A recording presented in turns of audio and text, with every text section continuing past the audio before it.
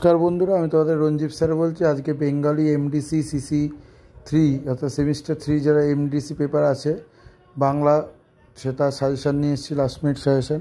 আমাকে অনেকেই মেসেজ করেছিল স্যার বেঙ্গলি এমডিসি এই পেপারের সাজেশানটা করতে।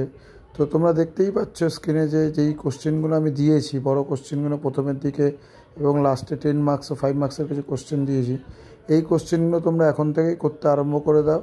100% কমন আসবে। এই পেপারটা খুবই সোজা পেপার বাংলায়, কেন এখানে গল্প, কবিতা, নাটক, প্রবন্ধ সব থেকে অথবা দিয়ে থাকবে।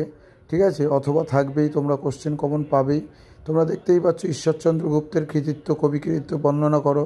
ঐতিহাসিক নাটক হিসাবে দ্বিজেন্দ্রলাল রায়, তবে নাটক থেকে একটা অথবা আছে। গদ্য সাহিত্য ফোর্ট উইলিয়াম কলেজ, খুব ইম্পর্টেন্ট কোশ্চেন।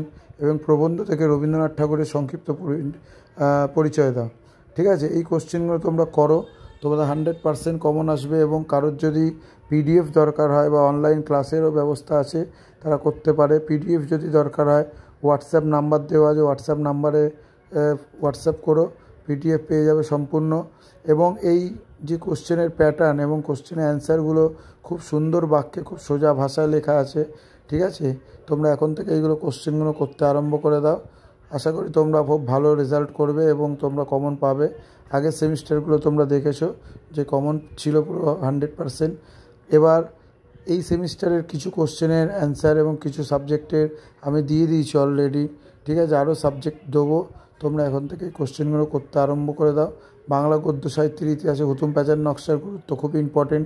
5 মার্কসে প্রহসন হিসাবে মাইকেল মধুসূদন দত্তের কৃতিত্ব। যতীন্দ্রনাথ সেনকে দুঃখের কবি বলা হয় কেন, খুব ইম্পর্টেন্ট কোশ্চেন।